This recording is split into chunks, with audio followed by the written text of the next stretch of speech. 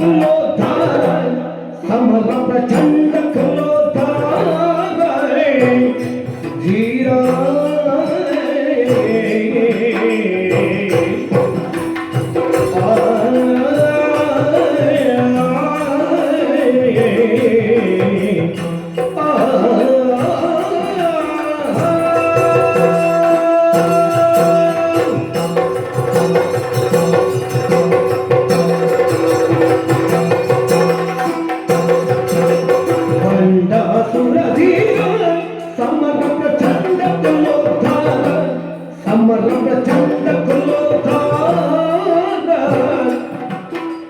ದಂಡದರಾಲಿಯ ಕರುಣಾಮೃತವನ್ನು ದಂಡದರಾಲಿಯ ಕರುಣಾಮೃತವನ್ನು ಉರುಳುತ್ತಾನವರ ಪಡೆದನು ನೀನು ಇದೆ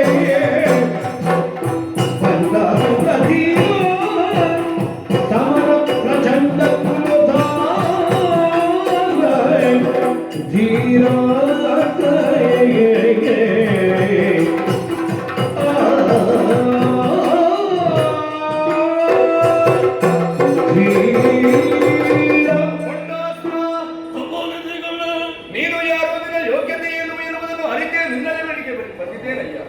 ಇದು ಪಾತಾಳ ಲೋಕ.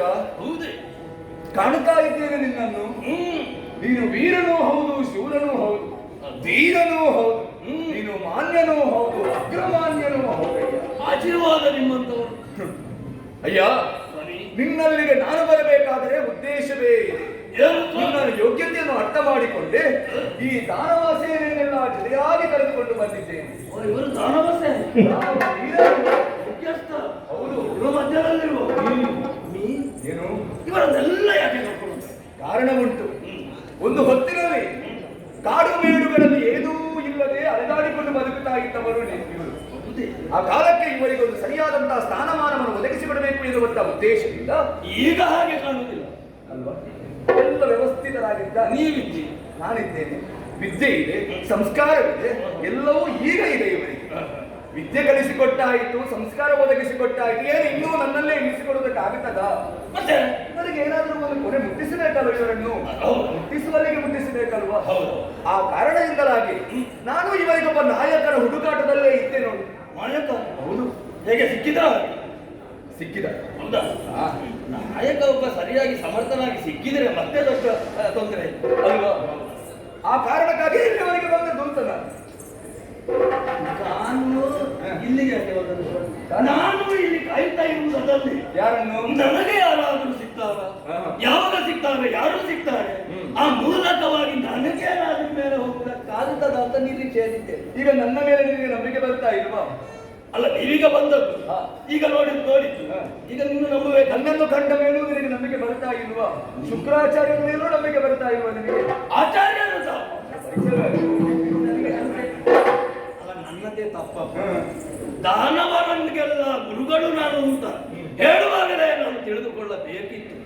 ಏನು ಸ್ವಾಮಿ? ಏನು? ಹಾಗಾದರೆ ದಾನವರಿಗೆಲ್ಲ ಕುಲಗುರುಗಳಾಗಿ ಸಂರಕ್ಷಣೆ ಮಾಡುವಂತಹ ಧೀಮಂತರು ಮತ್ತೊಮ್ಮೆ ಹೊಂದಿಸಿಕೊಳ್ತಾ ಇದೆ.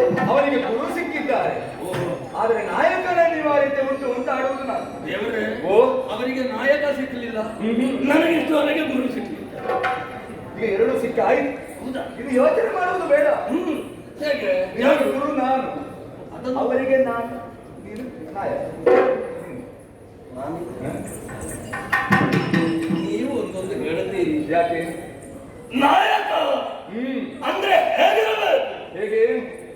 ಉಳಿದವರನ್ನು ನೋಡಿಕೊಳ್ಳುವಂತಹ ಸಮರ್ಥನಿರಬೇಕು. ಹೌದು. ಅವರನ್ನು ಸಾಕುತ್ತಿರಬೇಕು.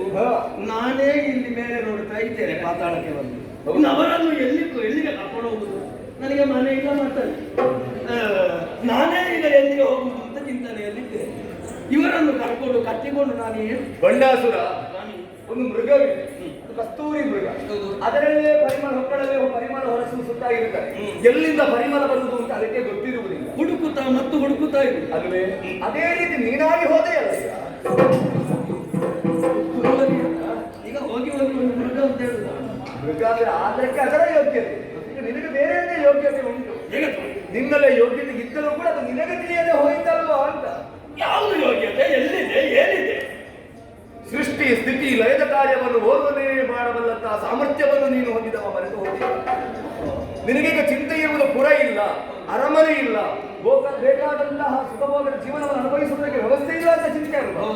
ಏನು ಎಲ್ಲಾ ಸೃಷ್ಟಿ ಮಾಡಬಹುದಾದಂತಹ ಯೋಗ್ಯತೆಯನ್ನು ಹೊಂದಿರುವ ನಿನಗೆ ಬೇಕಾದಂತಹ ಒಂದು ಪುರವನ್ನು ನಿರ್ಮಿಸುವುದಕ್ಕೆ ನಿನಗಾಗುವುದಿಲ್ವಾ? ಸ್ವಾಮಿ, ಏನಿದ್ರು ಏನು ಪ್ರಯೋಜನ? ಯಾರಿದ್ದರೂ ಏನು ಗುಣ? ಗುರುಬಲ ಇಲ್ಲದಿದ್ರೆ ಯಾವುದು? ಈಗ ಎಲ್ಲ ಉಂಟು ನನ್ನ ಹತ್ರ, ಗುರುಗಳು ಮಾತ್ರ ಇಲ್ಲ. ಅನುಗ್ರಹ ಎಲ್ಲದು ಒಳ್ಳೆಯದಾಯಿತು, ನೆನಪಿಸಿದ್ದು ಒಳ್ಳೆಯದಾಯಿತು.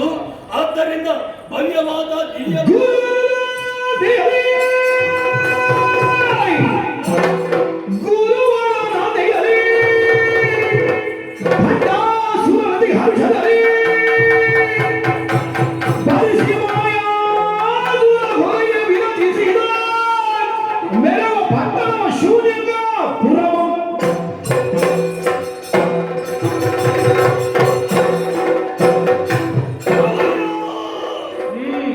ನಿಮ್ಮ ಅನುಗ್ರಹ ಅದು ಭಯೋತುರನೇ ಈ ಕಡೆ ಬರುತ್ತಾ ಇದ್ದಾರೆ.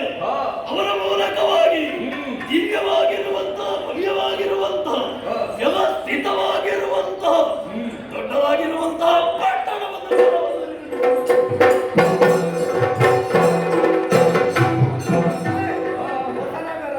ಯಾವುದು ಹೊಸ ನಗರ ಸೃಷ್ಟಿಯಾಯಿತು. ಹೊಸದಾದಂತಹ ನಗರದ ಒಂದು ಸೃಷ್ಟಿಯಾಯಿತು. ತೆರೆದ ಬಾಯಿ ತೆರೆದ ಹಾಗೆ ಉಂಟು, ಬಿಟ್ಟ ಕಣ್ಣು ಬಿಟ್ಟ ಹಾಗೆ, ಯಾರು ಚಲಿಸುತ್ತಾ ಇಲ್ಲ, ಅಚ್ಚರಿಗೊಳಗಾಗಿದ್ದಾರೆ. ಇಂತಹ ಪುರದಲ್ಲಿ ಸೃಷ್ಟಿಯಾಯಿತು. ಇದ್ದದ್ದು ನಿನಗೆ ಕುಳಿತುಕೊಳ್ಳುವುದಕ್ಕೊಂದು ಬಂಡೆಕಲ್ಲು ಬಿಟ್ಟರೆ ಬೇರೆ ಏನೂ ಇರಲಿಲ್ಲ ಅಲ್ವಾ? ಈಗ ಒಂದು ಪುರದ ನಿರ್ಮಾಣವಾಯಿತು. ಪುರದ ನಿರ್ಮಾಣವಾದರೆ ಸಾಕಾಗಿಲ್ಲ. ಅದಲ್ಲ ಸ್ವಾಮಿ. ಈಗ ಭೂಲೋಕದಲ್ಲಿ ಕೆಲವೊಂದು ಪಟ್ಟಣಗಳಿವೆ, ಅದಕ್ಕೊಂದು ಹೆಸರು ಕರೆಯುವುದಕ್ಕೆ ಅಂತ ಇದೆ. ಈಗ ಎಷ್ಟು ದೊಡ್ಡದಾದರೂ ಎಷ್ಟು ಭವ್ಯವಾದದ್ದಾದರೂ ಇದಕ್ಕೊಂದು ಹೆಸರು ಅಂತ ಬೇಕಲ್ಲ? ಹೆಸರು ನಾನೇ ಒಳ್ಳೆದಾಯ್ತಲ್ವಾ?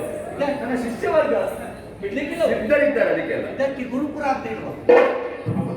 ಅಲ್ಲ, ನಿಮ್ಮಿಂದ ನಿರ್ಮಿತವಾದದಲ್ಲ. ನನ್ನದಲ್ಲ ಅಲ್ವಾ? ಅಲ್ಲ, ನಿಮ್ಮ ನಿರ್ದೇಶನ ಸೃಷ್ಟಿ ಮಾಡಿದ್ದವನಲ್ವಾ? ಅದಕ್ಕೆ ಗುರುಪುರ ಅಂತ ಇಲ್ವಂತ. ಆಗುವುದಿಲ್ಲ ಅಂತ ಸೃಷ್ಟಿ ಮಾಡಿದ್ದವನಲ್ವಾ? ಅವನಿಗೆ ಬೇಕಾದವನಲ್ಲ, ನಾನಲ್ಲ. ಮತ್ತೇನು ಹೇಳಿದ್ರು? ಯೋಚನೆ ಮಾಡುವ. ಏನು ಕತ್ತೆಯ ಮದುವೆಗೆ ಒಂಟೆ ಯಾವಾಗ ಹಾಗೆ ಇರಲಿ, ನಿನ್ನ ಯೋಚನೆ ಹಾಗೆ ಆಗಿ ಹೋಯಿತು. ಬಂಡಾಸುರ ಪುರದ ನಿರ್ಮಾಣವಾಗಿದೆ. ಹಾಗಾದ್ರೆ ಕರೆಯುವುದಕ್ಕೆ ಒಂದು ಹೆಸರೆನ್ನುವುದು ಬೇಕು. ಇಲ್ಲಿ ಏನೂ ಇರಲಿಲ್ಲ, ಶೂನ್ಯದಿಂದ ಪ್ರಾರಂಭವಾದಂತಹ ಈ ಪುರಕ್ಕೆ ಶೂನ್ಯಕಾಪುರ ಎನ್ನುವಂತಹ ನಾಮಧೇಯ. ಅಲ್ಲ, ಶೂನ್ಯಕಾಪುರಕ್ಕೆ ಗುರುಗಳು ಅದು ನೀವು. ನಾನು ಗುರುಗಳಾಯಿತು, ಅರಸ ಆಗಬೇಕಲ್ವಾ? ನಾಯಕ ಬೇಡ, ಹೆಸರಿಡ್ಲಿಕ್ಕೆ ಮುಂದೆ ಬಂದಿದ್ದಾರೆ. ಹೆಸರೇ ಇಡು. ಈಗ ಇವರನ್ನೇ ನಾಳೆ ಇರ್ಲಿಕ್ಕಿಲ್ಲ. ಅಷ್ಟು ನನ್ನ ಶಿಷ್ಯತಿಯ ಮೇಲೆ ನಂಬಿಕೆ ಇದ್ದಾರೆ ನಿಮ್ಮ ಶಿಷ್ಯರು.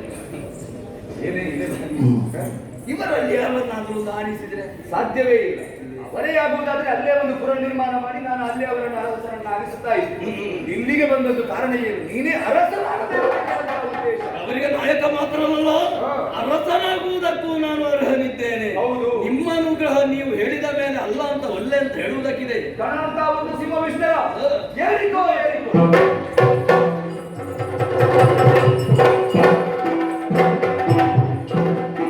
ನಿರ್ಮಾಣವಾಯಿತು, ಸಿಂಹವಿಷ್ಟರವನ್ನು ಏರಿಕೊಳ್ಳಿದವರಿದ್ದೀಯ.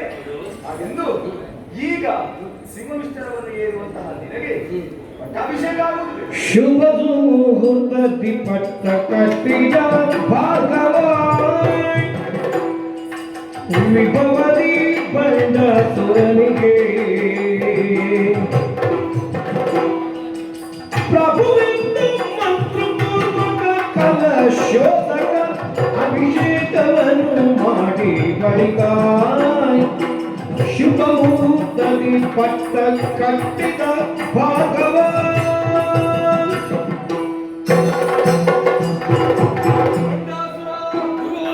ಶುಭ ಮುಹೂರ್ತದಲ್ಲಿ ಪಟ್ಟಾಭಿಷೇಕ ದಿನದಾಗಬೇಕು. ಅದಕ್ಕಾಗಿಯೇ ಬೇಕಾದಂತಹ ಸಿದ್ಧತೆಗಳನ್ನೆಲ್ಲ ಮಾಡಿ ಆಯಿತು.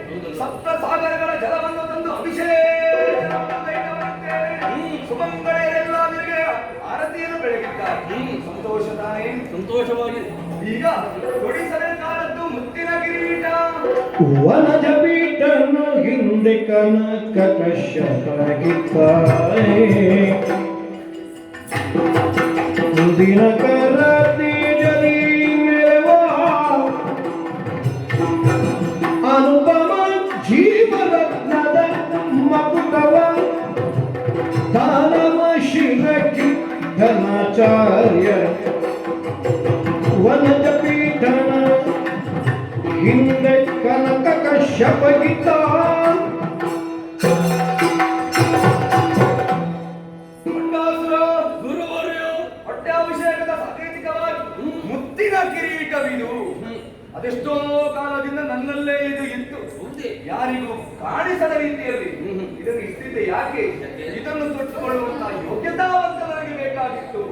ಈ ಹಿಂದೆ ಕನಕ ಗರ್ಭನು ಕನಕ ಕಶ್ಯಪನಿಗಿದ್ದಂತ ಮುತ್ತಿನ ಕಿರೀಟವಿದು. ಅಂತಹ ಮಹತ್ವವುಳ್ಳದ್ದು. ಹೌದು, ಜೀವಂತ ರತ್ನಗಳಿಂದ ಕೂಡಿರುವಂತಹ ಈ ಕಿರೀಟವನ್ನು ಕೊಡುವಂತಹ ಯೋಗ್ಯತೆ ಪ್ರಸ್ತುತ ಕಾಲದಲ್ಲಿ ಉಂಟುಂಟಾದರೆ ಅದು ಬಂಡಾಸುರನಿಗಲ್ಲದೆ ಅನ್ಯರಿಗಾರೂ ಅಲ್ಲ. ಮುತ್ತಿನ ಕಿರೀಟವನ್ನು ತೊಡಿಸಿದ್ದೇನೆ.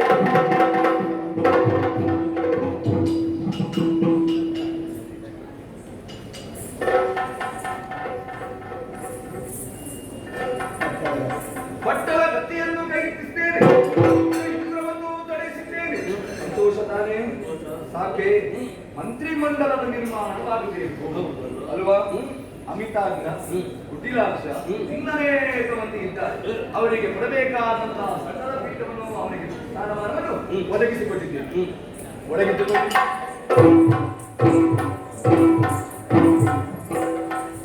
ಬಂಡಾಸುರ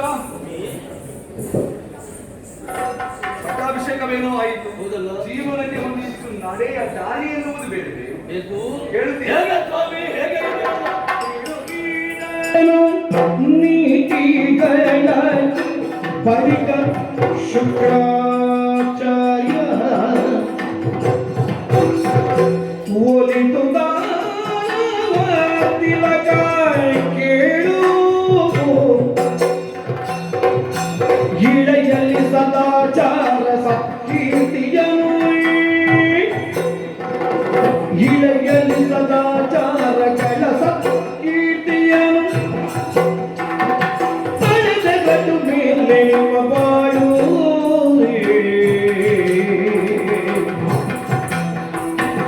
ನಿತ್ಯದಲ್ಲಿ ಶಿವ ಪೂಜೆ ಮತ್ತೆ ವೇದಾಧ್ಯಯನ ಬುದ್ಧಿಧರನನ್ನು ಪಡೆದ ಇತ್ತಾಯ್. ಶಾಸ್ತ್ರಾನುಸಾರವನ್ನು ವರ್ತಿಸುತ್ತ ಪೀಡದಗ್ನಿ ಹೋಮಯಂತ್ರಾದಿ ನಡೆಸುತ್ತಾರೆ. ತಿರುಗಿದ ನಿಧಿಗಳ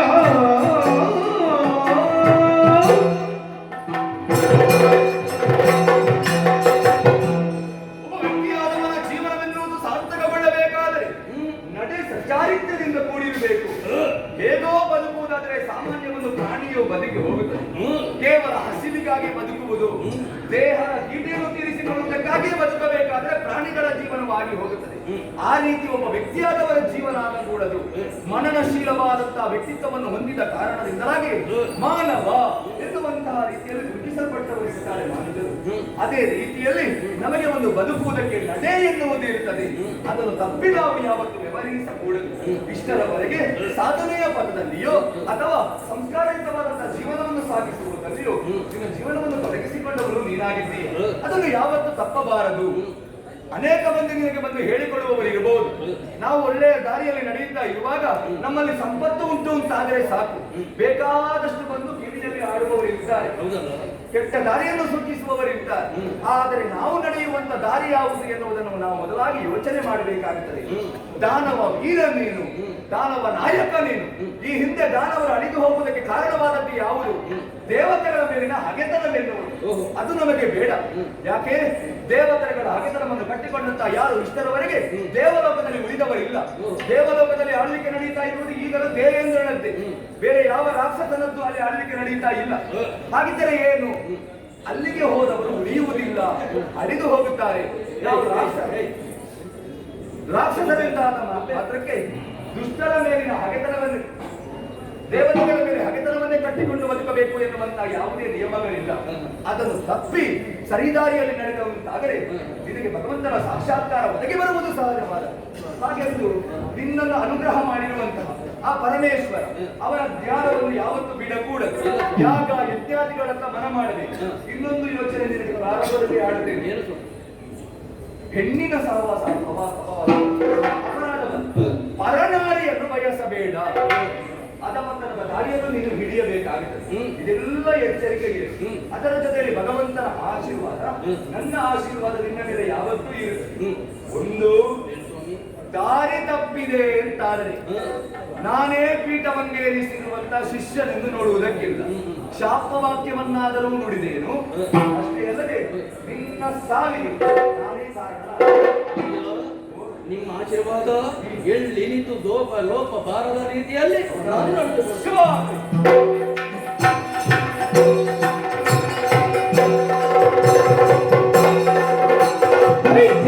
ಮೀರದಿದ್ದರು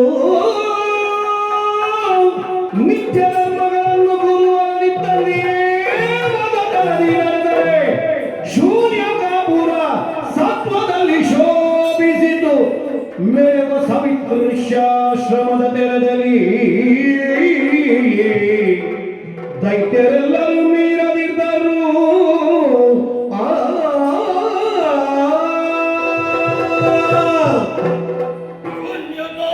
ಅಧಿಕಾರಿಯಾಗಿ ಬರೆಯುವಂತ ವಾಕ್ಯ ನನ್ನ ಪಾಲಿಗೆ ಒದಗಿ ಬಂದಿದೆ.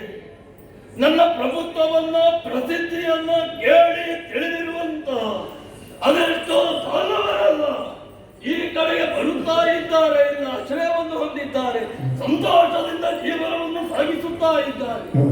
ಇದನ್ನೆಲ್ಲ ಕಂಡಾಗುವಾಗ ಮನ ತುಂಬಿ ಬರುತ್ತಾ ಇದೆ.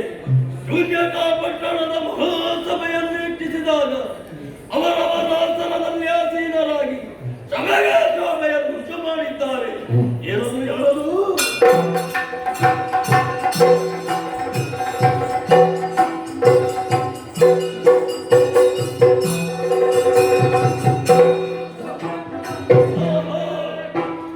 ನಮ್ಮ ಮಂತ್ರಿಗಳು ಅಮಾತ್ಯವರಿಯರು ಹೀಗೆ ಬರಬೇಕು, ಹೀಗೆ ಬರಬೇಕು.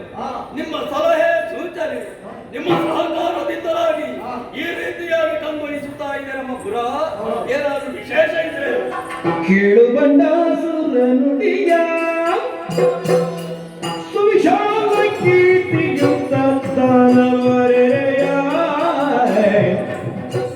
ಘೋಳಿಯುತ್ತಿದ್ದ ದಿತಿಜರ ಘೋಳಿಯುತ್ತಿದ್ದ ದಿತಿಜರ ಕುಲದೇಳಿಗೆಯಾಯ್ತು ನಿಮ್ಮಿಂದ ನಮ್ಮವರ. ಕೇಳು ಬಂದ ನುಡಿಯ ಸುವಿಶಾಲ ಕೀರ್ತಿಯುತದ ಹೃದಯ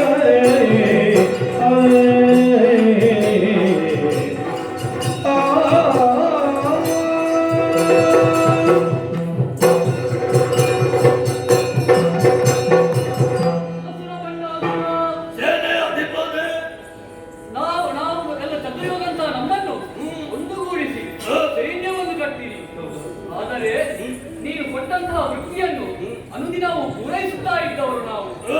ಆದರೆ ಇಂದು ಹಾಗಲ್ಲ. ನಮಗೇನು ಮನಸ್ಸಿನಲ್ಲಿ ಒಂದು ಬೇಜಾರ, ನಡೆದಂತಹ ಒಂದು ಗಾಯ ಮನಸ್ಸಿನಲ್ಲಿ ಕೂತಿದೆ ಅಲ್ಲ. ಮನಸ್ಸಿನಲ್ಲಿ ಗಾಯ ಅದು ಮಾಡಿದವರು ಯಾರು ಅಂತ ಗೊತ್ತಿದೆ.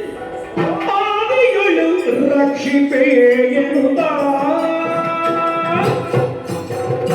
ಪೇಳಲಾದಯ ನಿಧಿ ಬೊಮ್ಮ ಯಮಗಾತೆ ಇತ್ತ ಕೇಳಲಾದಯ ನಿಧಿ ಬೊಮ್ಮ ಯಮಗಾತೆ ಇತ್ತ ಮೇದಿನಿಗಳ ದೊರೆತನವ ಮೇದಿನಿಗಳ ದೊರೆತನವ ಬಳಿಕಾದುದು ಬೆಸರು ರಾಕ್ಷಸರು ನಾವಿನುವ ಆದಿಯುಳ್ ರಕ್ಷಿಪೇ ಎನ್ನುತ್ತ ಬಂಡಾಸುರ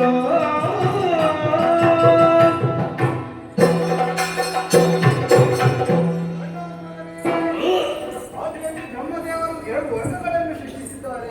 ಯಾವುದು? ಮೊದಲನೆಯದಾಗಿ ಸ್ವಯಂ ರಕ್ಷಾಮಹೇ ಅಂದರೆ ಭೂಮಿಯನ್ನು ರಕ್ಷಿಸುವವರು ಎಂಬುದಾಗಿ. ಹಾಗಾಗಿ ನಾವು ಭೂಮಿಯನ್ನು ರಕ್ಷಿಸುತ್ತಾ ಬಂದಿದ್ದೇವೆ. ಇನ್ನೊಂದು ವರ್ಗವಿದೆ ಸ್ವಯಂ ರಕ್ಷಾಮಹೇ ಅಂದರೆ ದೇವತೆಗಳು.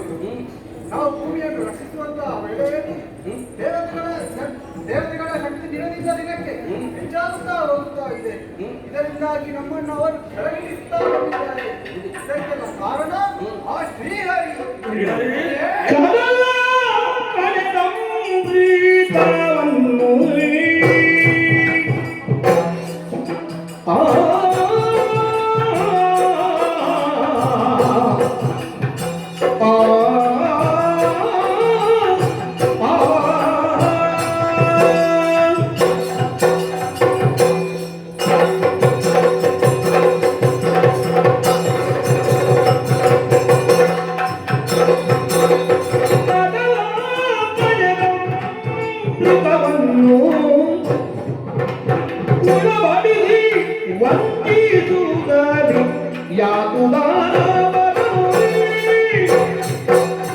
ಬಿಡುಗಲಿನರಿಗೆ ದೈತ್ಯ ಕುಲವ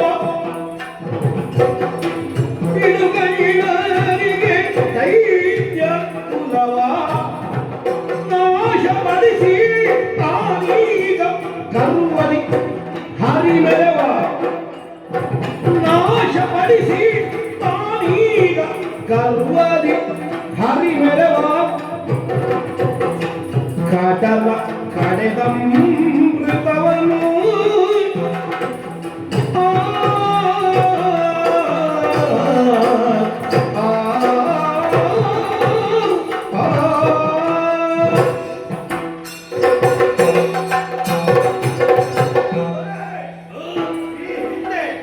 ದೇವೇಂದ್ರ ದುರ್ವಾಸನ ಶಾಪಕ್ಕೊಳಗಾಗಿ ಸುವಸ್ತುವನ್ನೆಲ್ಲ ಕಳೆದುಕೊಂಡಿದ್ದರು. ಅದೆಲ್ಲ ಸಮುದ್ರ ಪಾಲಾಗಿ ಹೋಗಿತ್ತು. ಈ ಸಂದರ್ಭದಲ್ಲಿ ಹರಿನಿರೂಪಣೆಯಂತೆ 33 ಕೋಟಿ ದೇವತೆಗಳು 66 ಕೋಟಿ ದಾನವರು ಸೇರಿ ಸಮುದ್ರವನ್ನು ಮತನ ಮಾಡಿದ ಕ್ಷಣ ಸುವಸ್ತುಗಳೆಲ್ಲವೂ ಸಿಕ್ಕಿತು. ಆದ್ರೆ ಅದು ದೇವಲೋಕವನ್ನು ಸೇರಿಸಿತು. ನಂತರ ಮಾತು ಏನು? ಆ ಕಡಲನ್ನು ಕಡಿಯುವಂತಹ ಸಂದರ್ಭದಲ್ಲಿ ಅಮೃತ ದೊರಕುತ್ತದೆ. ಅದನ್ನು ಕುಡಿದರೆ ಚಿರಂಜೀವಿಗಳಾಗ್ತಾರೆ ಎಂಬುದಾಗಿ. ಹಾಗಾಗಿ ನಾವು 3 ಬಾರಿಗೆ 3 ಬಾರಿ. ಹೌದು. ನಿಮ್ಮಲ್ಲಿ ಸಂಖ್ಯೆ ಹೆಚ್ಚಿದೆ. ಹೌದೌದು, ಎಲ್ಲರಿಗೆ ಸಿಗ್ಬೇಕಲ್ಲ. ಹೌದು. ಹಾಗಾಗಿ 2 ಬಾರಿಗೆ ಅದಕ್ಕೆ ಒಪ್ಪಿಕೊಂಡ. ಆದ್ರೆ ಇದ್ದಾನಲ್ಲ ಆ ಹರಿ ನಮ್ಮನ್ನು ಮೋಸದಿಂದ ಅಮೃತ ಕುಡಿಯೋದಾಗಿ ಮಾಡಿದ್ದಾನೆ. ನಮ್ಮನ್ನು ಮೋಸಗೊಳಿಸಿ ವಂಚಿಸಿದ್ದಾರೆ ಪ್ರಭು.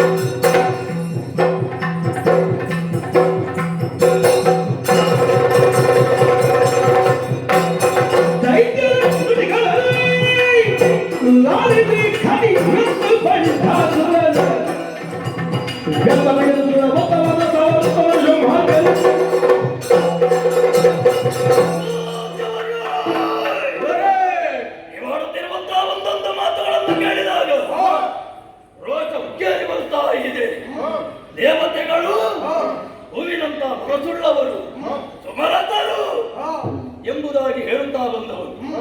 ಆದರೆ ನಿಮಗೆ ಉದ್ದೇಶಪೂರ್ವಕವಾಗಿ ದ್ರೋಹ ಮಾಡಿದರು.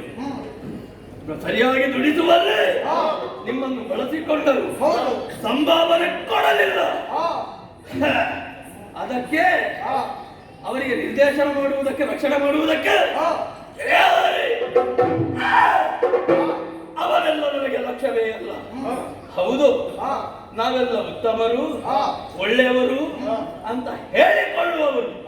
ಕೆಲವೊಂದು ಮಾಡುವಂತ ಅನ್ಯಾಯವನ್ನು ನೋಡಿದರೆ ಸಿಟ್ಟು ನೆತ್ತಿಗೆ ಇರುತ್ತದೆ. ಅಲ್ಲಿ ಇದ್ದವರನ್ನು, ಒಟ್ಟಿಗೆ ಇದ್ದವರನ್ನು ಅಲ್ಲಿಂದ ಓಡಿಸಿ ಅವನ 60ನೆಯ ಸಂಭ್ರಮವನ್ನು ಅವನಿಗೆ ಬಚ್ಚ ಮಾರಿ ಹಿಡಿದವರಿಗೆ ಅವನ ಮನೆಗೆ ಬೆಂಕಿ ಬಿಡಲಿಕ್ಕೆ ಅದಲ್ಲ ಅಲ್ಲ, ಮನೆ ಅಂತ ಹೇಳುವವನೇ ಹೋಯ್. ಅದು ಕಟ್ಲಿಕ್ಕೆ 13 ತಗೊಂಡಿದ್ದಾನೆ, ಅವರಿಗೆ ಬೈದಿದ್ದಾನೆ ಮಾರಿ ಸ್ವಲ್ಪ. ಅಂತವರೆಲ್ಲನ್ನೆಲ್ಲ ನಾವು ಲೆಕ್ಕಕ್ಕೆ ತಗೊಳ್ಬೇಕ? ಅಂತವರನ್ನೆಲ್ಲ ನಾವು ತಿರಸ್ಕರಿಸುವುದೇ? ಯಾರಿಗೆ ಗೌರವವನ್ನು ಕೊಡಬೇಕು, ಅವರಿಗೆ ಕೊಡದೇ ಇದ್ರೆ ಅಪರಾಧ. ಯಾರನ್ನು ಮಾನಿಸಬೇಕು, ಮಾನಿಸದೇ ಇದ್ದರೆ ಅಪರಾಧ, ಮಾನಿಸಬೇಕು. ಅದಲ್ಲ, ಯಾರು ದುಷ್ಟರಿದ್ದಾರೆ ಮಾನಿಸಕೂಡದು, ಗೌರವ ಕೊಡಕೂಡದು, ಅವರಿಗೆ ಕೊಡಲೇಬಾರದು. ಕೊಟ್ಟರೆ ಅದು ದೊಡ್ಡ ಅಪರಾಧವಾಗುತ್ತದೆ. ದೇವತೆಗಳು ಇದುವರೆಗೆ ಗೌರವಿಸ್ತಾ ಇದ್ದೆವು, ಪೂಜಿಸುತ್ತಾ ಇದ್ದೆವು. ಎಷ್ಟೋ ಅನ್ಯಾಯ ಅವರಿಂದ ನಮಗಾಗುತ್ತದೆ ಅಂತಾದ್ರೆ ಅವರನ್ನು ಕೆಳಗೆ ಇಳಿಸಬೇಕು. ದೇವತೆಗಳನ್ನು ಹೊಡೆದೋಡಿಸಿ ವರ್ಗ ನಮ್ಮದಾಗಿಸಿಕೊಳ್ಳಬೇಕು.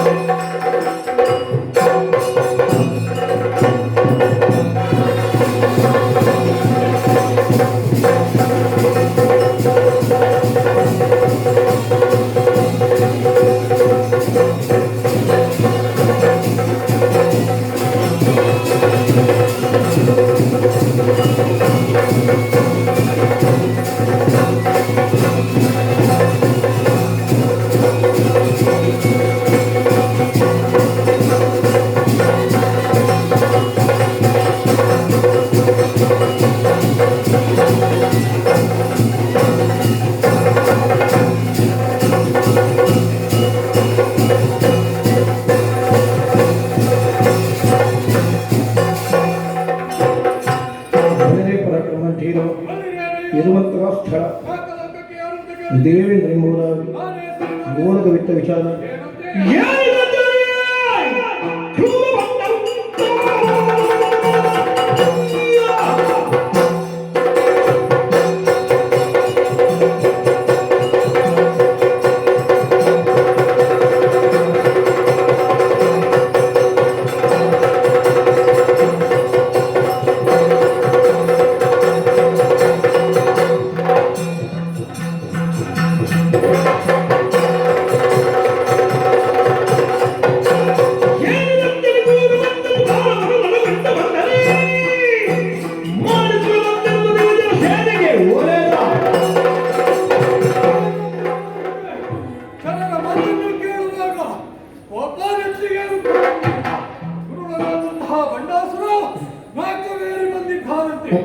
ಇದೊಂದು ನಮಗೆ ಗೋಳಾಗಿ ಹೋಯಿತು ಸ್ವಾಮಿ.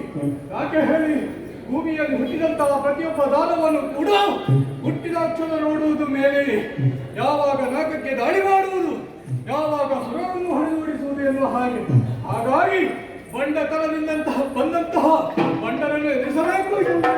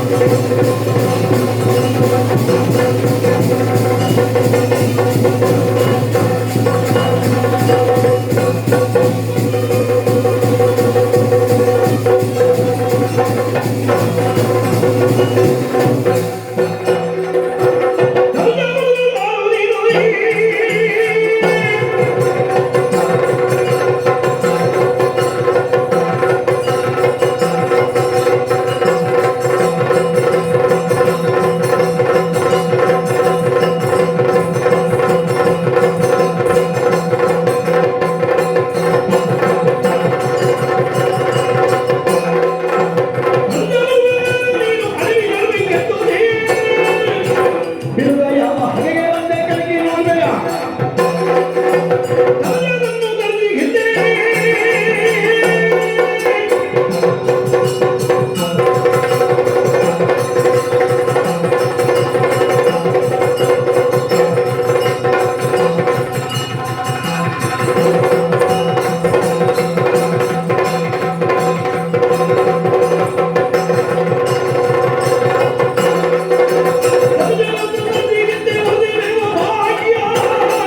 ಹಾಗೆ ಬಿಟ್ಟು ಬರೆಯುವಾಗ ಹಾಗೆ ಒಳಗೆ ಬಂದೆ.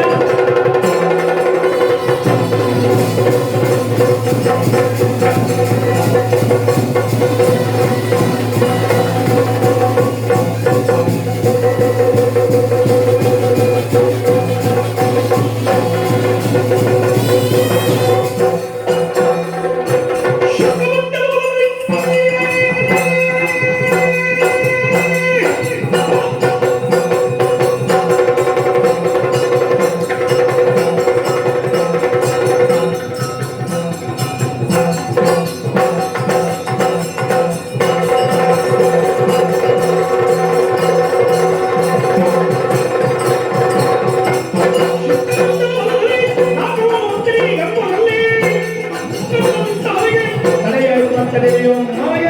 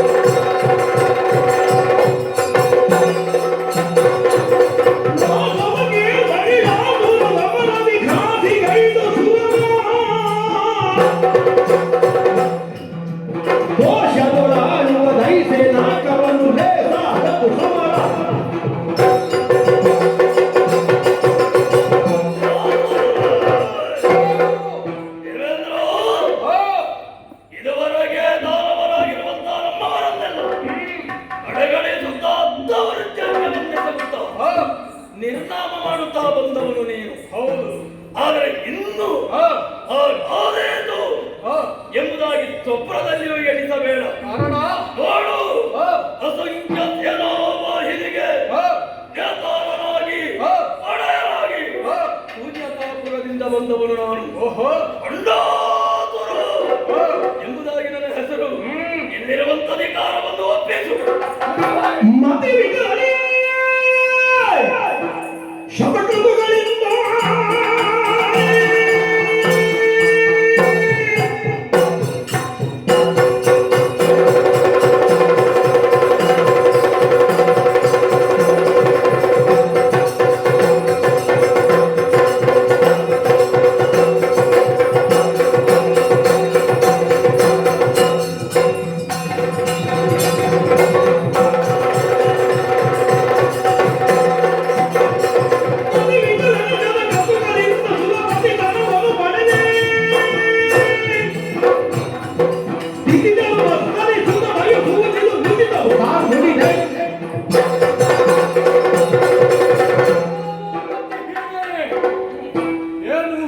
ಸ್ವರ್ಗಲೋಕ ಸುಲಭದಲ್ಲಿ ನಮಗೆ ಸಿಕ್ಕಿತು ಎನ್ನುವ ಹಾಗೆ ಭಾವಿಸಿದೆಯೋ? ಮತ್ತೆ ಕಷ್ಟ ಇತ್ತು. ಮತ್ತೆ ಮೇಘ ಮತ್ತು ಪರ್ವತವನ್ನು ಸೇರಿ ಶತ ಮುಖಗಳನ್ನು ಮಾಡುವ ಮೂಲಕ ತ್ರಿಮೂರ್ತಿಗಳ ಅನುಗ್ರಹಕ್ಕೆ ಪಾತ್ರರಾಗಿ ಅವರೇ ನೀಡಿದಂತಹ ನಾಲ್ಕಲೋಕದ ಅಧಿಕಾರ ಈ ಹಿಂದೆ ಅದೆಷ್ಟೋ ಮಂದಿ ದಾನವರು ನಾಲ್ಕವೇರಿ ಬಂದಿದ್ದಾರೆ ಸ್ವರ್ಗವನ್ನು ಪಡೆಯಬೇಕು ಎನ್ನುವಂತಹ ಉದ್ದೇಶದಿಂದ. ಆದರೆ ಅವರು ಯಾರೂ ಬದುಕಿ ಉಳಿದಿಲ್ಲ. ಪಡೆದಿದ್ದಾರೋ ಇಲ್ವೋ? ಒಂದು ಗಳಿಗೆ ಪಡೆದರೂ ಕೂಡ ಒಂದೊಮ್ಮೆ ಮಾಡಿದ್ರೆ ಸಾಕು ನಮಗೆ. ದೀರ್ಘಕಾಲ ಬದುಕಬೇಕು ಅಂತ ಇಲ್ಲ, ತಾತ್ಕಾಲಿಕ.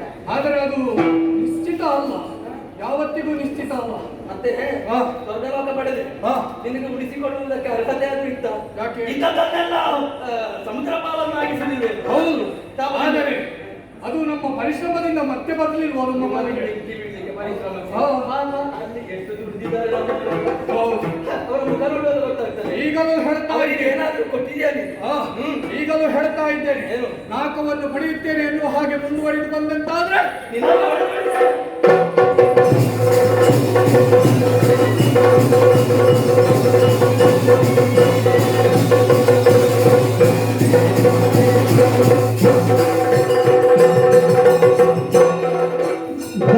ತಿಲಕ ಬನೆಡ ಸುರ ಸೈರಿಸು ನಿನಗೆಣೆ ಸುರ ಸಂಕುಲ ನಿನಗೆಣೆ ಸುರ ಸಂಕುಲ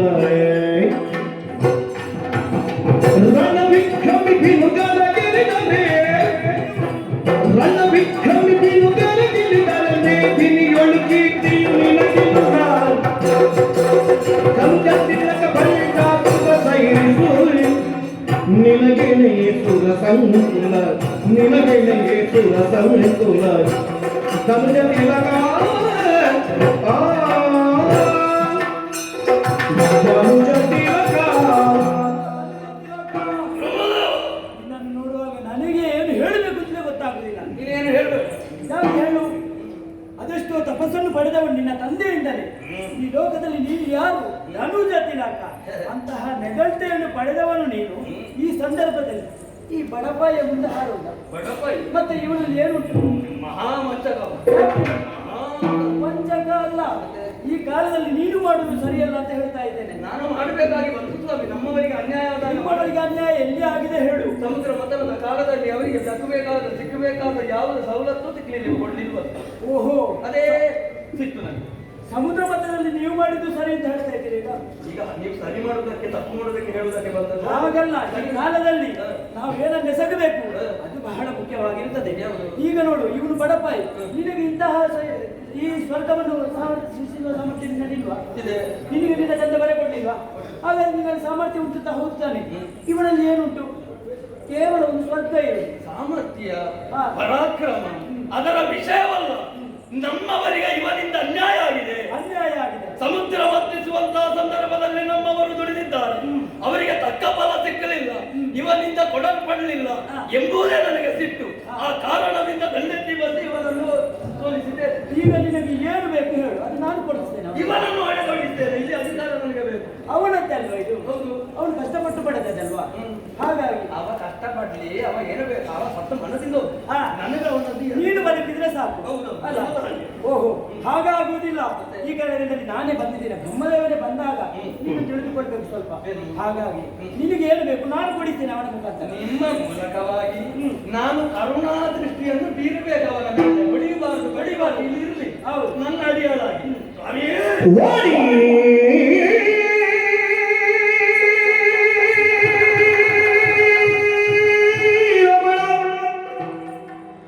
ನಿನ್ನ ನುಡಿ ಮಾನ್ಯ ವಾಣಿ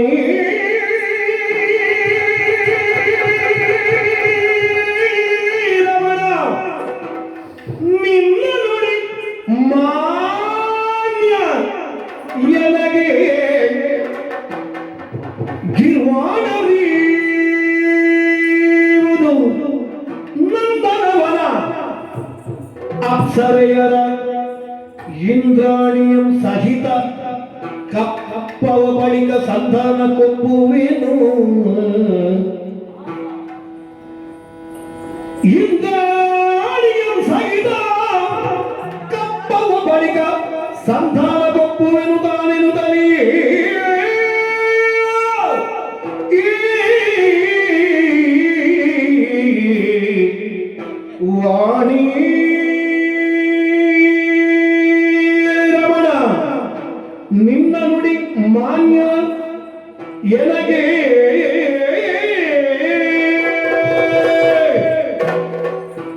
ಓಡಿ ರಮಣ, ಧನುಜೇಶ ನಿಮ್ಮ ನುಡಿ ಎನಗೆ ಮಾನ್ಯ. ಸಂತೋಷ ಆಯ್ತಾ? ಖಂಡಿತ ಹಾ. ಈಗಲೂ ಸಂತೋಷ ಆಗಲೇ ಇದೆ. ಅಣಿ, ಓ ನಿಮ್ಮ ಸಂಧಾನವನ್ನು ಖಂಡಿತವಾಗಿ ಒಪ್ಪಿಕೊಳ್ಳುತ್ತೇನೆ. ಹಾ.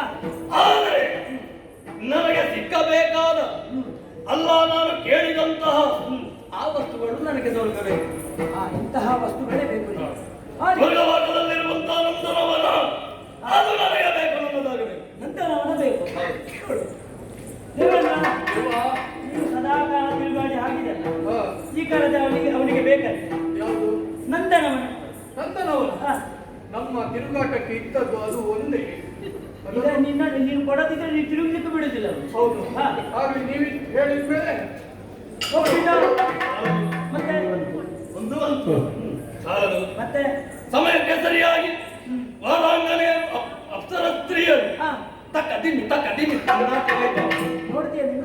ಇಷ್ಟವರೆಗೆ ನೋಡ್ಲಿಲ್ಲ, ನೋಡ್ಬೇಕು ಅಂತ ನೀನು ನೋಡ್ಬೇಕು. ಕುತೂಹಲ. ಆಹಾ. ಆದ್ದರಿಂದ ಹಾ. ಅಪ್ಸರ ಸ್ತ್ರೀಯರೆಲ್ಲ ನನ್ನವರಾಗಬೇಕು. ದೇವೇಂದ್ರ, ಅಪ್ಸರಸ್ತ್ರೀಯರು ಬೇಕಂತೆ. ಅಪ್ಸರ ಸ್ತ್ರೀಯರು. ಹೌದು. ಅಯ್ಯೋ, ಹಾ. ನಮ್ಮ ನಾಟ್ಯ ವೈಭವಕ್ಕೆ ಇದ್ದದ್ದು ಅವರೇ ದೇವ. ಇನ್ನು ನಮ್ಮದು ನಾಟ್ಯ ವೈಭವ ಇಲ್ಲ. ಅವರೇ ಇಲ್ಲಿ ಕುಳಿತರೆ ನೀನು ಎಲ್ಲಿ ನೋಡುದು? ಹೌದು, ಚಿಕ್ಕಗಳಕ್ಕೂ ಅವರಿದ್ದ. ಹೌದು. ಈಗ ಅವನೇ ಕೂತ್ಕೊಂಡ್ರೆ ಇಲ್ಲಿ ನೀನೆಲ್ಲಿ ನೋಡುದು? ಇವರು ಎಷ್ಟು ಸಮಯದಿಂದ ನೋಡ್ತಾರೆ, ಎಷ್ಟು ವರ್ಷದಿಂದ ಇವರು ನೋಡಿ ನೋಡಿ ಬಡಿಯುವುದಂತಿಲ್ಲ. ಅದೇ ಹೇಳುದು. ನಮಗೆ ಆಸೆ ಆಗ್ತದೆ ಸ್ವಲ್ಪ ಇನ್ನು ನೋಡ್ಲಿಕ್ಕೆ ಅವರಿಗೆ ಬೇಕು ಅಂತ ಹೇಳೋದು. ಹೌದು. ಆಗ್ಲಿ, ನೀವು ಹೇಳಿದ್ರೆ ಕೊಡುವ. ಆದಿತ್ತು ಒಪ್ಪಿದ. ನಮ್ಮ ಕಾಣಿಕೆಗಳನ್ನು ಸಹಿತ ಅಪ್ಪಗಾಣಿಕೆ ಆಯ್ತು, ಕೊಡುವ. ಎಲ್ಲವನ್ನು ಒಪ್ಪಿದ. ಸಾಲದು. ಮತ್ತೆ ಇದು ಕೇವಲ ಇಲ್ಲಿ ಹೀಗೆ ಕೇಳಿದ್ದು ನಾನು. ಹಾ. ಇನ್ನು ನನಗೆ ಬೇಕಾಗಿರುವಂತಹ ವಸ್ತು ಯಾವುದು ಬಂದಿಲ್ಲ? ಯಾವುದು ಹೆಚ್ಚಿನದ್ದು? ಇಂದ್ರ ಹಾ. ಸಿಂಹಾಸನವನ್ನು ಏರಿದಾಗ ಹಾ. ವಾಮ ಭಾಗವನ್ನು ಅಲಂಕರಿಸುವಂತಹ ಇಂದ್ರಾಣಿ ಸತಿ ನನ್ನವಳಾಗಬೇಕು.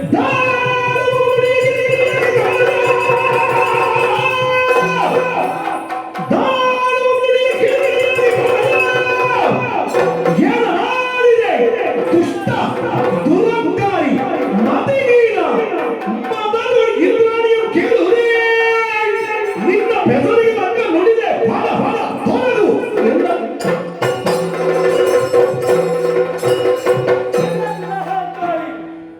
ಏನು ಹಾಡಿದೆ ನೀನು? ಹೆಸರಿಗೆ ತಕ್ಕ ಹಾಡಿದೆ. ಒಂದೇ ವಿಷಯ ಕೇಳು, ಕಡೆಯಲ್ಲಿ ಇವ ಹಾಡ್ತಾ ಇದ್ದ. ಯಾರು ಹಾಡುವುದು?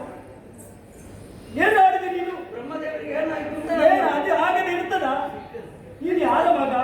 ನಿನ್ನ ಹೆಸರಿಗೆ ತಕ್ಕ ಮಾಡಿದ್ದೀನಿ ಈ ಕಾಲದಲ್ಲಿ. ಅದು ಹೆಸರಿಗೆ ಮಾಡ್ಕೊಳ್ಬೇಕು. ಹೌದು. ಎಲ್ಲಿ ಬಂದು ಹೇಗೆ ಮಾಡ್ಬೇಕು ಅಂತ ಗೊತ್ತಿಲ್ವಾ ನಿನಗೆ? ಹೇಗೆ ಮಾಡಿದ್ದಾರೆ ಈಗ ಮಾಡಿದ್ದಾರೆ. ಇಲ್ಲದಿದ್ದರೆ ಅವನ ಹೆಂಡತಿಯನ್ನು ಕೇಳುದ? ಏನಾಯ್ತು? ಕೇಳಬಾರದು, ಪರಸತಿಯನ್ನು ಬಯಸಬಾರದು. ಅಂತಹ ಉದ್ದೇಶ ನಿನ್ನಲ್ಲಿ ಉಂಟಾದ್ರೆ ಲೋಕದಲ್ಲಿ ನಿನ್ನಂತಹ ದುಷ್ಟರು ಯಾರು ಇಲ್ಲ. ಪಾಪಿ, ನೀನು ನಿನ್ನ ಮುಖ ನೋಡುವುದಕ್ಕೆ ಅಸಹ್ಯ ಆಗ್ತಾ ಇದೆ ಈ ಕಾಲದಲ್ಲಿ. ಇನ್ನು ಮುಂದೆ ನಾನು ಬಂದಿದ್ದೇನಲ್ಲ, ನಾನು ಯಾರಾದ್ರೂ ಹೇಳಿದ್ರೆ ನನ್ನ ಮುಖ ನೋಡ್ಬೇಕು ನೀವು. ನಿನ್ನ ಮುಖ ನೀನು ಆ ರೀತಿ ವರ್ತಿಸಿದ್ಯಾ, ಆ ಕಾಲಕ್ಕೆ ಮುಂದೆ ನೀನು ಏನು ಅನುಭವಿಸ್ಬೇಕ ನೋಡ್ತಾ ಇರು.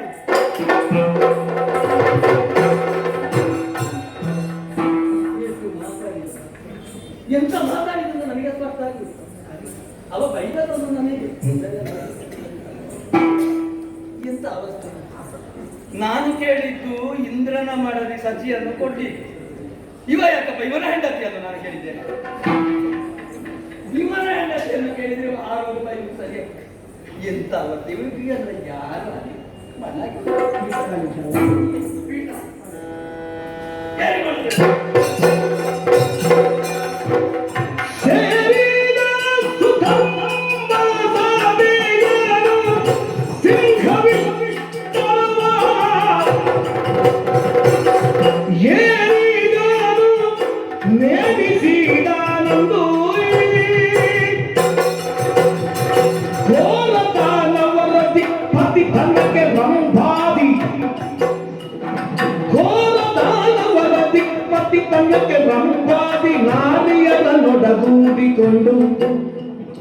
ರಂಭಾದಿ ನಾರಿಯರನ್ನೊಡಗೂಡಿಕೊಂಡು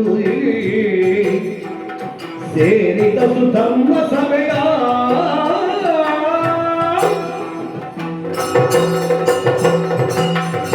ಹೇಳಿದ್ದು ಮಾತ್ರ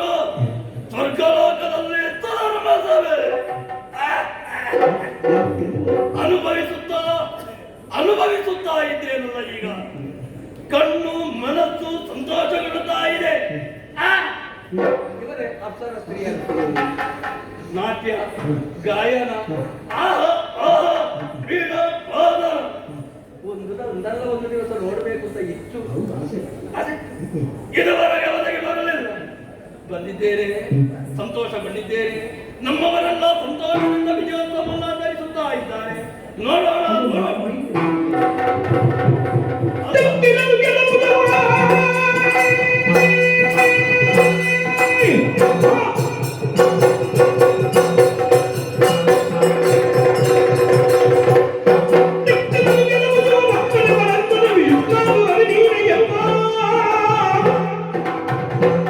ದಕ್ಷಿಣ ಭುಜದಿ ಬಳಿಕ ಸೊಪ್ಪಿನ ವಿಷಂಗವನ್ನು ಈ ಕ್ಷಣದಿ ಸಗದ ಆತರನ್ನು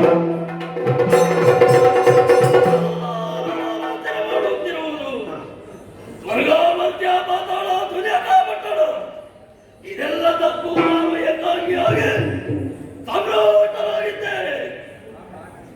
ಹಾಗಲ್ಲ, ಕೇವಲ ಓರ್ವನಿಗೆ ಇಷ್ಟೊಂದು ಲೋಕಗಳನ್ನು ಸಂರಕ್ಷಣೆ ಮಾಡುವುದಕ್ಕೆ ಸಾಧ್ಯವೇ ಅಂತ ಕೇಳಿದರೆ ಖಂಡಿತವಾಗಿಯೂ ಕಷ್ಟ ಸಾಧ್ಯ. ಹಾಗಾದರೆ ಏನು ಏನು ಅಂತ ಆಲೋಚಿಸುವಾಗ ಆ ಕಡೆಯಿಂದ ಈ ಕಡೆಯಿಂದ ಭುಜವನ್ನು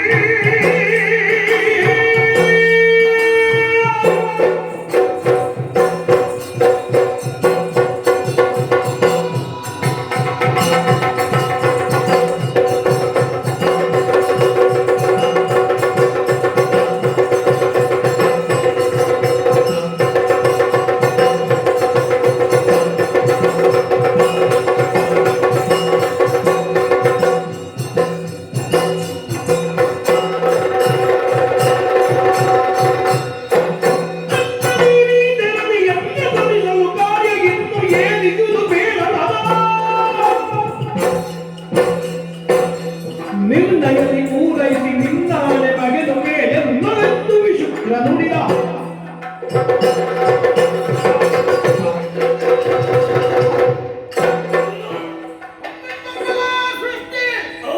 ಹಣ್ಣುಗಳನ್ನು ತರಲು ನೋಡಿದೆವು ಅಂತಾದ್ರೆ ಅಣ್ಣ ಮುಂಭಾಗದಲ್ಲಿ ಕಾಣಿಸಿದವ ನೀನು ನಮ್ಮ ಸೃಷ್ಟಿಗೆ ಕಾರಣ ನೀನು ಎನ್ನುವುದನ್ನು ಅರ್ಥ ಮಾಡಿಕೊಂಡಿದ್ದೇವೆ. ಅಣ್ಣಯ್ಯ, ಯಾಕಾಗಿ ಸೃಷ್ಟಿ ನಾವು ಮಾಡಬೇಕಾದಂತ ಕಾರ್ಯವೇನು?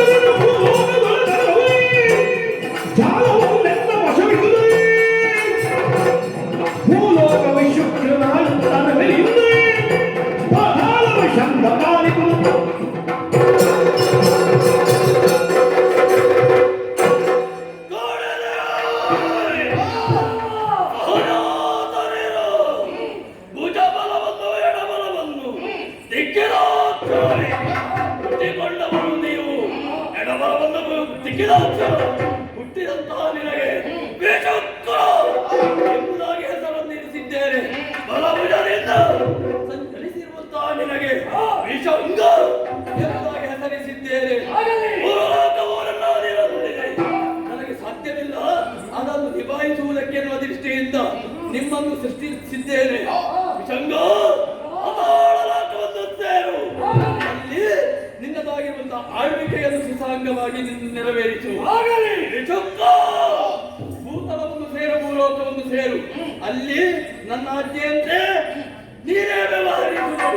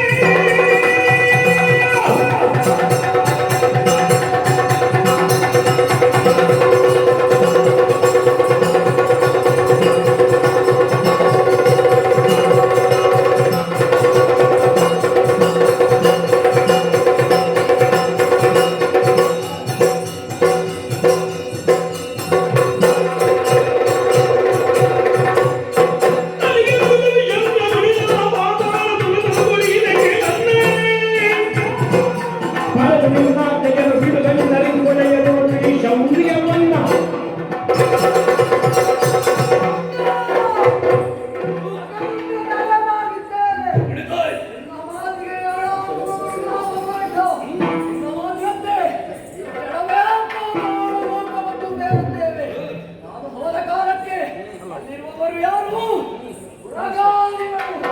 ಎಳೆಯೊಬ್ಬರು ಎತ್ತಿದರೆ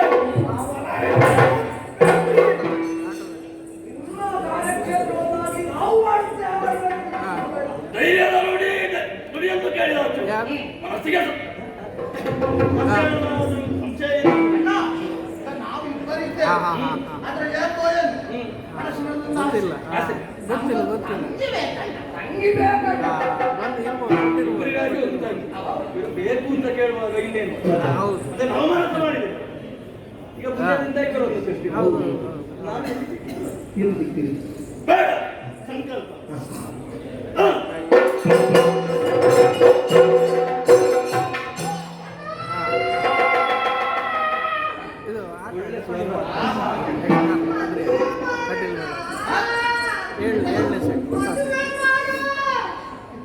ನೋಡಿದ್ದೆ ಅಣ್ಣ.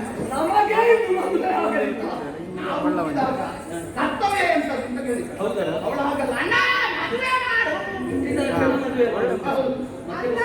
ಓ, ಈಗ ಅವರಿಗೆ ಹೆಸರು ಬೇಕು ಬಾರಿ ಉಳಿದದ್ದು ಓ, ತಂದೆ. ಹೆಸರಿಲ್ಲದೆ ಹೇಗೆ ನಿಮಗೆ ಮದುವೆ ಮಾಡೋದು? ಮತ್ತೆ ಆ ಸುಮಾರು ನಮ್ಮವ್ರನ್ನು ಕಂಡ್ರೆ ಹೌದು ಹೇಗೆ ಹೀಗೆ ಮಾಡೋದು. ಧೂಮದಿಂದ ಹುಟ್ಟಿದವಳು ಅವಳಿಗೆ ಒಳ್ಳೆ ಹೆಸರು ಧೂಮಾವತಿ. ಹಾಗೆ ಗಟ್ಟೆ ಕಟ್ಟಲಿಕ್ಕೆ ನಿಮಗೆ ಧೂಮದಿಂದ ಹುಟ್ಟಿದ ಅಲ್ಲಲ್ಲ ಅದಕ್ಕೆ ಅವಳೇ ಇದ್ದಾಳೆ ಭೂಮಿ ಹೇಳಂತೆ ಅವಳಂತೆ ಸಂಧ್ಯಾ, ನಿನ್ನ ಹೆಸರು ಧೂಮಿನಿ. ಹೆಸರು ಅದನ್ನು ಈಗ ಕೊನೆಯಾಗಿ ಹೆಸರಿಡುವ. ಶರೀರ ಎಲ್ಲ ಸರಿ ಇದೆ ದೊಡ್ಡದಿದೆ ಬುದ್ಧಿಯೂ ಇದೆ ಆದ್ರೆ ಕಿವಿ ಕೇಳುವುದು ಈಗ ಮದುವೆ ಹೇಗೆ ಹುಡುಗ ಹೇಗೆ ಹೇಗೆ ಬೇಕೆ ನಿನಗೆ? ನಿನ್ನಷ್ಟೇ ಉಂಟ, ನಿನ್ನಷ್ಟು ಸಬರ ಬೇಡ, ಸ್ವಲ್ಪ ತೋರದ್ದು ಬೇಕು. ಮತ್ತೆ ನಿನ್ನಷ್ಟೇ ಆಳಂಗ ಉಳ್ಳವಳು, ನಿನ್ನಷ್ಟೇ ಅಂಗಶ ಉಂಟವ. ನನ್ನ ವಿಷಯ ಗೊತ್ತಿಲ್ಲ. ನಿಮ್ಮ ವಿಷಯ ಹೌದಪ್ಪ ನನ್ನೇ ಕಂಡದ್ದು ಬೇರೆ ಯಾರನ್ನು ಮಾಡ್ಲಿಲ್ಲ ಹಾಗೆ ಗೌರವ. ಮತ್ತೆ ಅಣ್ಣ ಒಳ್ಳೆ ನಿನ್ನಂತೆ ಮಾತಾಡುವ ಇರಲಿ ಎಲ್ಲ ವಿವರ ಆಗಿದೆ ಹೋಗಿ ನಮ್ಮ ಉದ್ಯೋಗದಲ್ಲಿ